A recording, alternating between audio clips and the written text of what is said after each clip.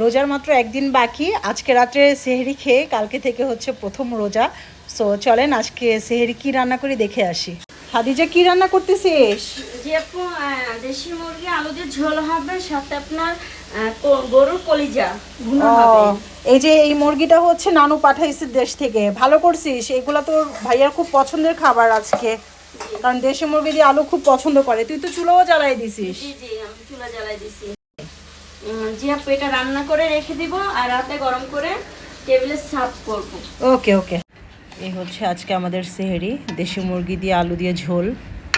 আর এটা হচ্ছে কলিজা। সব কিছু কড়াইতে রাখছি, কারণ হচ্ছে কড়াইতে আর কি গরম করা যায়। ভাতটাও বেড়ে নিছি, সালাদ, টমেটোর সালাদ, লেবু। এই হচ্ছে আমার ছেলে, ঘুম থেকে উঠে নিয়ে আসছি। কষ্ট হচ্ছে বাবা? কয়টা রাখবো বাবা রোজা? ইনশাআল্লাহ 30টা। বলো ইনশাআল্লাহ। ইনশাআল্লাহ, অনেক ভালো নিয়ত বাবা। রাখতে পারো না পারো। স্কুল খোলা, ইংলিশ স্কুল মিডিয়ামদের একটা খোলা। সমস্যা। হ্যাঁ, আমার ছেলের পুরো একদম শেষের দিকে বন্ধ, বেচারা। দেখি কয়টা রাখে। মাশাআল্লাহ, এর আগের বার 6-7টা রাখছিল। এবার হচ্ছে একদম স্কুল খোলা, তারপর দেখি কয়টা। তার ভিতর স্কুল সকাল 8টায়। সকাল 8টায় হচ্ছে স্কুল। মানে জানি না, বাচ্চাটা অনেক টায়ার্ড হয়ে যাবে। আমি বলছিলাম যে ইসের পরে রাখো, মানে বন্ধের পরে রাখো। বলে মা তখন আর 6-7টা বাকি থাকবে, তখন রাখা না রাখা একই কথা। বাবা আমি একবার মাখাই দিব।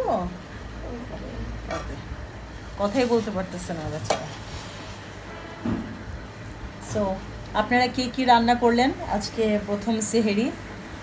কে কি রান্না করলেন জানাবেন।